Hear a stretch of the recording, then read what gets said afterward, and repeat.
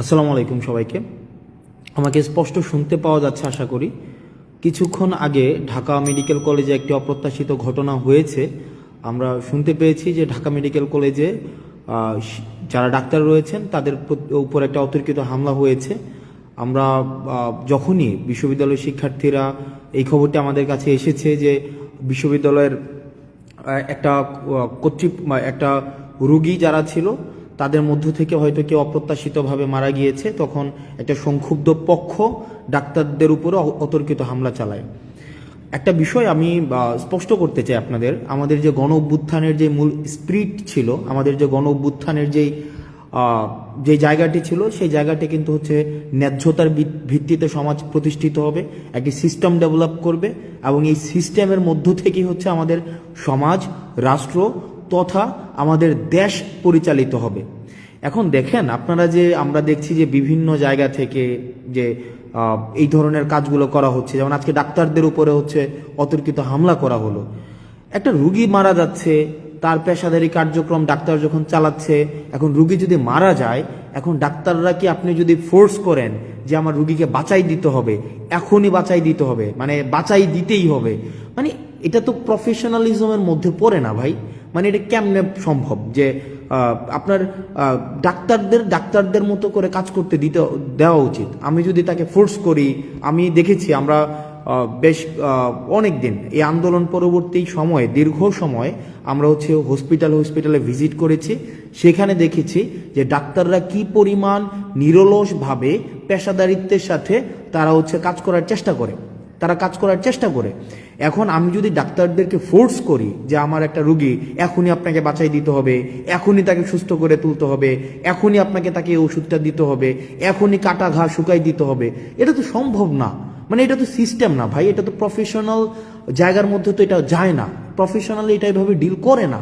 Professional জায়গা, ডাক্তারদের বিষয়টা ডাক্তাররা বুঝবে, শিক্ষকদের বিষয়টা শিক্ষকরা বুঝবে, ইঞ্জিনিয়ারের বিষয়টা ইঞ্জিনিয়ার বুঝবে, আমাদের যেই প্রফেশন সেই প্রফেশনের বিষয়টা তারা বুঝবে। এখন আমরা যদি তাদেরকে এভাবে ফোর্স করি, যেমন আজকে ডাক্তারদেরকে যেভাবে পিটানো হইলো, ডাক্তারদের তাদের কাছ থেকে যে এভাবে বের করে দেওয়া হইলো, এটা কি একটা ইতিবাচক কোন ইমপ্রেশন ক্রিয়েট করছে আপনি বলেন? আমি যতই এখন বলি এটা ছাত্ররা করে নাই, আমরা করি নাই, এ করে নাই, সে করে নাই, আমরা পিলো পাসিং করলাম, ব্লেম গেম করলাম, এটা এর উপরে দোষ চাপাইলাম, তার উপরে দোষ চাপাইলাম, কিন্তু এটা তো নাগরিকের উপরে দায়টা বর্তায়। মানে এটা কিন্তু আমাদের উপরে দায়টা বর্তায়। দেখেন, আন্দোলনটা আমরা করেছিলাম, গণ অভ্যুত্থানটা আমরা করেছিলাম, সেই ক্ষেত্রে এই দেশটাকে সঠিকভাবে পরিচালনা করার যেই দায়িত্বটা, সেটাও কিন্তু আমাদের উপরে আছে। এখন আপনারা যদি ডাক্তারদের উপরে এভাবে আক্রোশমূলকভাবে এভাবে চেপে বসেন, এভাবে ডাক্তাররা কিন্তু তাদের পেশাদারি আচরণ করতে পারবে না। মানে নেভার, কোনোভাবেই সম্ভব না ডাক্তাররা তাদের পেশাদারি আচরণ করতে পারবে। সেই জায়গা থেকে আমি যারা ডাক্তার রয়েছে তাদের কাছে, ঢাকা মেডিকেল সহ অন্যান্য মেডিকেলের যারা ডাক্তার আছে, আমি ব্যক্তিগতভাবে আমি খুবই লজ্জিত। এবং আমি আপনাদের উপরে আজকে যেই হামলাটা হয়েছে, সেটার আমি যারা আইন শৃঙ্খলা রক্ষাকারী বাহিনী রয়েছে, আমি তাদের প্রতি অনুরোধ জানাবো তারা যেন যথাযথ ব্যবস্থা নেয়, এবং আমরা আমাদের জায়গা থেকে সেটি নিয়ে কথা বলবো। আমরা নিশ্চিত করতে চাই যে ডাক্তাররা তাদের পেশাদারি জায়গায় তারা নিজেদের মতো করে তাদের যে প্রফেশনালিজম, সেই প্রফেশনালিজমটা প্র্যাকটিস করতে পারবে। আমি হঠাৎ করে এসে আমি ডাক্তারকে সাজেস্ট কেন করব? ফর এক্সাম্পল, আমি পেশেন্ট, আমার ভাই পেশেন্ট, আমার বন্ধু পেশেন্ট, আমি তো তাকে সাজেস্ট করার প্রয়োজন নাই। তাকে তার মতো করে কাজটা করতে দেই। তাকে তার মতো করে কাজটা যদি আমি না করতে দেই, সেটা কিন্তু একটা প্রবলেমেটিক একটা সিচুয়েশন ক্রিয়েট করে ডাক্তারদের জন্য। এটা খুবই প্রবলেম। আমি যদি ডাক্তারকে প্রতিপক্ষ বানাই, শিক্ষককে প্রতিপক্ষ বানাই, ইঞ্জিনিয়ারকে প্রতিপক্ষ বানাই, আমি যদি এভাবে প্রতিপক্ষ শুধু বানাতেই থাকি, দিন শেষে আমি আসলে দেশটা কাদেরকে নিয়ে পরিচালনা করব? আমাদের জন্য দেখেন, এই ব্লেমগুলো কিন্তু আমাদের উপরে আসবে। এখন তৃতীয় পক্ষ, চতুর্থ পক্ষ, পঞ্চম পক্ষ, এই যে পক্ষ আমরা দোষ দিতে পারবো, এই পক্ষের উপরে দোষ দিতে পারবো, ওই পক্ষের উপরে দোষ দিতে পারবো, আমরা এভাবে করতে পারবো। আমরা এইভাবে করতে পারবো, কিন্তু আলটিমেটলি কিন্তু এটা সলিউশনে যাবে না। এই কারণে আমরা এই যে ব্লেম গেমিং না করে ডাক্তারদের কাজটা ডাক্তারদেরকে করতে দেই, শিক্ষকদের কাজটা শিক্ষকদের করতে দেই, প্রশাসনের কাজটা প্রশাসনকে করতে দেই, পুলিশের কাজটা পুলিশকে করতে দেই, রাজনীতিবিদদের কাজটা রাজনীতিবিদদের করতে দেই। আমরা সেটিই চেয়েছিলাম, কারণ আমরা দেখেছিলাম যে ফেসিস্ট সরকারের সময় সব কাজ হচ্ছে গণভবন থেকে নির্ধারিত হতো। ফেসিস্ট যে গভর্নমেন্টটা ছিল, এই গভর্নমেন্ট কি করেছিল, এই গভর্নমেন্টের সময় সব সময় গণভবন থেকে হচ্ছে তার কাজগুলো নির্ধারিত হতো। কিন্তু আমরা চেয়েছিলাম এভাবে না হোক, আমরা চেয়েছিলাম কি decentralisation of power. Decentralisation of পাওয়ারের মধ্য দিয়ে কি হবে, যার কাজটা সেই করতে পারবে। ডাক্তারদের কাজ ডাক্তাররা করবে, রাজনীতিবিদের কাজ রাজনীতি করবে, তারপরে হচ্ছে মিডিয়ার কাজ মিডিয়া করবে। কিন্তু আমরা দেখেছিলাম সেটা না হয়ে কি হয়ে গিয়েছিল, সবগুলো একসাথে ব্ল্যান্ডেড হয়ে গিয়েছিল। আর যখনই ব্ল্যান্ডেড হয়ে গিয়েছিল তখনই প্রবলেমটা হয়েছিল কি, ফেসিজমের উৎপত্তি হয়েছিল।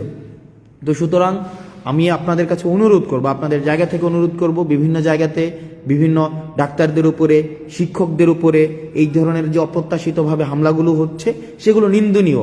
এগুলো কোনোভাবেই কাম্য না। এখানে পাওয়ার পলিটিক্স, পেশি শক্তি বা সিস্টেমের বিরুদ্ধে গিয়ে কোনো ধরনের জোর করে বাধ্যতামূলকভাবে কিছু করানো, এই বিষয়গুলোকে কখনোই আমরা স্বাগত জানাই না, এগুলোকে আমরা পৃষ্ঠপোষকতা দেইও না। এগুলো হচ্ছে আমাদের যে গণঅভ্যুত্থানের যে মূল স্পিরিট ছিল, আমাদের যেই গণঅভ্যুত্থানের যেই জায়গাটি ছিল, আমাদের যেই গণঅভ্যুত্থানের আমরা সবাই যে নেমে এসেছিল রাস্তায়, সেই জায়গাটির সাথে সাংঘর্ষিক। সুতরাং আমরা যদি একটা দেশ গড়তে চাই, আমরা যদি একটি বৈষম্যহীন দেশ গড়তে চাই, সেই দেশের মধ্যে যার কাজটা তাকেই করতে দিতে হবে। পরিশেষে ডাক্তারদের সাথে যে আজকে যে ঘটনাটি হয়েছে সেটিকে আমরা নিন্দা জানাচ্ছি এবং আমরা প্রত্যাশা করব এই ধরনের ঘটনার কখনোই পুনরাবৃত্তি হবে না। এবং ডাক্তার সংশ্লিষ্ট যারা রয়েছেন, আপনারা যে নিরলসভাবে কাজ করে যাচ্ছেন সেটিকে আমরা স্বাগত জানাই। আপনারা যে নিরলস কাজটাকে আমরা সম্মান জানাই। আপনারা এই ক্রাইসিস মোমেন্টে যেভাবে নেমে এসছেন, আপনারা যেভাবে সেবা দিয়ে যাচ্ছেন, আমরা এটা স্বীকার করি যে চিকিৎসা খাতে অনেক ধরনের অসামঞ্জস্য রয়েছে, কিন্তু কিছু ডাক্তার রয়েছে তাদের জায়গা থেকে তারা নিরলসভাবে কাজ করে যাচ্ছেন। আরেকটি বিষয় সেটি হচ্ছে যে আপনারা অনেকে কমেন্টে গালাগালি করেন, বিভিন্ন বিষয়ে গালি দেন, বিভিন্ন বিষয়ে আপনারা বলেন যে পেইড পলিটিশিয়ান, আমরা টাকা খেয়েছি, তারপর হচ্ছে এগুলো বলেন। আমার কাছে এগুলো ভালো লাগে, এই কারণে ভালো লাগে কারণ আমাদের যে আন্দোলনটা ছিল, আমাদের আন্দোলনটা হচ্ছে আপনার এই গালির অধিকারটার জন্য। এই যে আপনার কমেন্ট বক্সে আপনার ব্যাকস্পেস ব্যবহার করতে হচ্ছে না, যে এটার জন্যই কিন্তু এই গণঅভ্যুত্থানটা। এই যে আপনাকে ব্যাকস্পেস ব্যবহার করতে হচ্ছে না, আপনি গালি দিতে পারছেন আমাকে, আপনি আমাকে তুই বলতে পারছেন, আপনি আমাকে খুব অপভাষা ব্যবহার করতে পারছেন, আপনি আমাকে বলতে পারছেন যে আমি হচ্ছে টাকা খেয়েছি, ঘুষ খেয়েছি। এই যে এটা বলতে পারছেন না, কুত্তার বাচ্চা বলছেন না আপনি, এই যে কুত্তার বাচ্চা, তুই তোর পরিবারের সবার কুত্তার বাচ্চা, আমি শেষ পর্যন্ত আপনার এটার জন্য আমি ফাইট করে যাব। অর্থাৎ আপনি যেন এটা বলতে পারেন, কারণ অতীতে আমরা এটাও বলতে পারতাম না। আপনি যদি অতীতের সময়গুলো দেখেন, অতীতে কিন্তু আমাদের এটা বলারও অধিকার ছিল না। সুতরাং আমরা আপনার এই গালিটার জন্য আমরা ফাইট করেছি, আপনার দ্বিমত প্রকাশের জন্য আমরা ফাইট করেছি, এবং দ্বিমত প্রকাশটাই আমরা চাই যে আপনারা দ্বিমত প্রকাশ করতে পারেন। শুধুমাত্র সহমত প্রকাশ করবেন, আমি শুধু যেটা বলবো সেটাই আপনি বলবেন, আমরা এটা চাই না। আপনার যেটা মত, সেই মতামতটা হচ্ছে আপনি যেন ঠিকভাবে প্রকাশ করতে পারেন, আমরা সেটার জন্যই হচ্ছে আমরা ফাইট করেছি। এবং আমাদের এই আন্দোলনটা অব্যাহত থাকবে, আমাদের সংগ্রামটা অব্যাহত থাকবে। কারণ আপনি যদি এই সংগ্রামটা অব্যাহত না রাখেন তাহলে আপনাকে মিউট করে দেওয়া হবে। আপনি যে গালি দিচ্ছেন এখন স্বাধীনভাবে, আপনার মাথার মধ্যে কিন্তু এই চিন্তা নাই যে আপনাকে ডিজিটাল সিকিউরিটি অ্যাক্টে আপনাকে ধরে ফেলবে। এটার জন্যই ছিল আমাদের আন্দোলন। আপনি স্বাধীনভাবে গালি দেওয়ার স্বাধীনতা পেয়েছেন, আপনার স্বাধীনতার জন্য এই গালি দেওয়ার জন্য আমরা হচ্ছে ফাইট করব, সংগ্রাম করব, যেন আপনি স্বাধীনভাবে গালিটা দিতে পারেন। আমাকে যেন আপনি বলতে পারেন আমি কুত্তার বাচ্চা, আমাকে যেন বলতে পারেন যে আমি হচ্ছে যে টাকা খেয়ে আন্দোলন করেছি, আমাকে যখন বলতে পারেন যে আমি ঘুষ খেয়েছি, আমাকে যেন বলতে পারেন আমি 10 কোটি টাকা খেয়েছি। এই যে আপনি 10 কোটি টাকা খেয়েছেন, আমাকে বলেন, আপনাকে কিন্তু কেউ এসে বলে না যে আপনাকে বাসা থেকে উঠাই নিয়ে আসবে। এটা কিন্তু আপনার, এই ভয়টা কিন্তু আপনার নাই, বা এই ভয়টা আমাদের নাই। এই যে ভয়টা নাই, এটার জন্যই হচ্ছে আমাদের এই যে সংগ্রামের সফলতা। আপনি যদি জিজ্ঞেস করেন এই সংগ্রামের সফলতা কি, এই সংগ্রামের সফলতা এইটাই যে আমাদের ব্যাকস্পেস ব্যবহার করতে হচ্ছে না, আমাদেরকে একটা কমেন্ট লেখার পূর্বে আমাদের ভাবতে হচ্ছে না, বা আমাকে কোনো বন্ধু ফোন দিয়ে আমাকে জিজ্ঞেস করে না যে দোস্ত তাড়াতাড়ি কমেন্টটা ডিলিট করে দে বা তাড়াতাড়ি পোস্টটা ডিলিট করে দে। এইটার জন্যই হচ্ছে আমাদের আন্দোলন।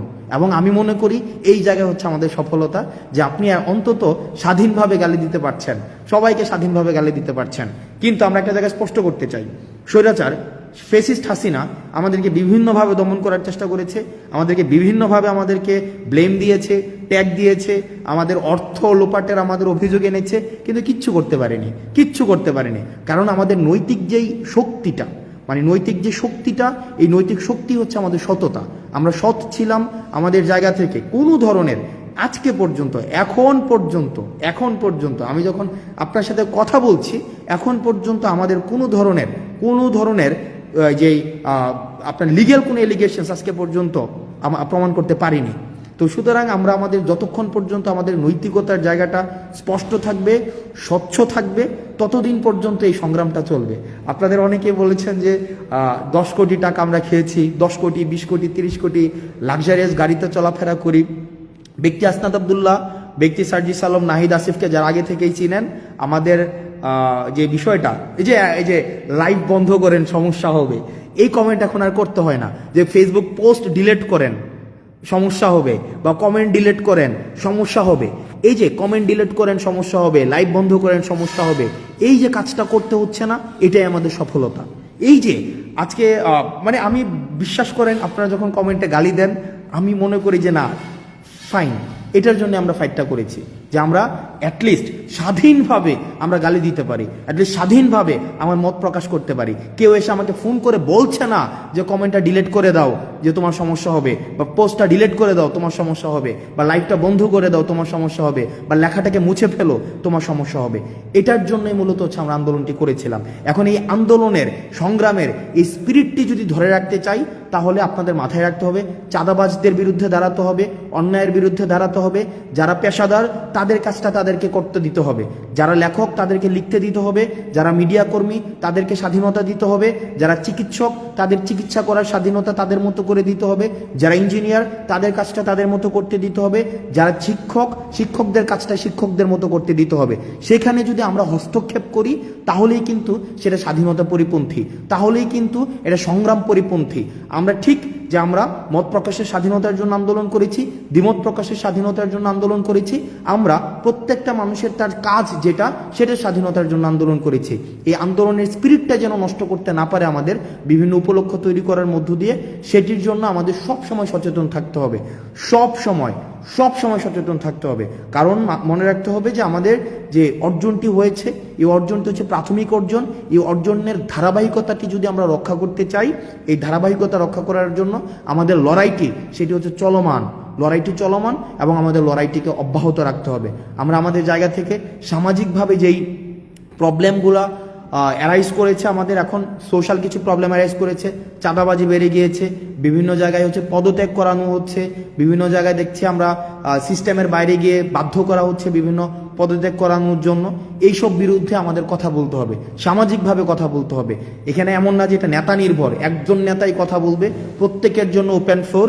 তবে দয়া করে কেউ হচ্ছে কোনো ধরনের বিশেষ সুবিধা আদায় করার জন্য, কোনো ব্যক্তি সুবিধা আদায় করার জন্য নিজের এই পরিচয়টাকে আপনারা হচ্ছে বাজে কাজে ব্যবহার করবেন না। সবাই ভালো থাকবেন, সুস্থ থাকবেন, এবং হচ্ছে এই যে গালি দিচ্ছেন আপনারা বিভিন্ন জায়গায়, এই গালি অব্যাহত থাকুক। কারণ এই গালিটাই নিশ্চিত করে যে আমাদের প্রাথমিক অর্জনটি আমাদের হয়েছে, আন্দোলনের যে প্রাথমিক যে অর্জন সেটি হয়েছে এই গালি নিশ্চিত করে। কারণ আপনি গালি দিতে পারছেন এই আন্দোলনের কারণে, দ্বিমত প্রকাশ করতে পারছেন আন্দোলনের কারণে, আজকে আপনি ব্যাকস্পেস ব্যবহার করতে হচ্ছে না আন্দোলনের কারণে, কমেন্ট ডিলিট করতে হচ্ছে না আন্দোলনের কারণে, আপনি যা ইচ্ছা তা পোস্ট করতে পারছেন আন্দোলনের কারণে, আপনি লিখতে পারছেন আন্দোলনের কারণে, আপনি বলতে পারছেন আন্দোলনের কারণে, আপনি প্রশ্ন করতে পারছেন আন্দোলনের কারণে, আমাদেরকে জবাবদিহিতার মধ্যে রাখতে পারছেন তাও আন্দোলনের কারণে। সুতরাং আন্দোলনটি আমি যতই বলি না কেন, বিভিন্নভাবে বিতর্কিত করার চেষ্টা করা হোক না কেন, আমাদের প্রাথমিক সফল আমরা হয়েছি, তবে সেটির ধারাবাহিকতা অব্যাহত রাখতে হবে।